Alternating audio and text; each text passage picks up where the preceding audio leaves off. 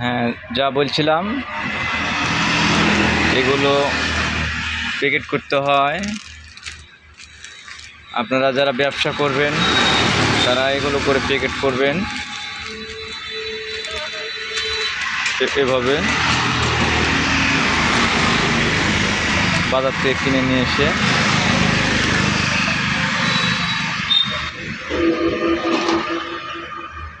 এগুলো 10 টাকা করে আছে। এগুলো মুখ মারতে হবে এভাবে মোমবাতি দিয়ে, আপনাদেরকে দেখাচ্ছি।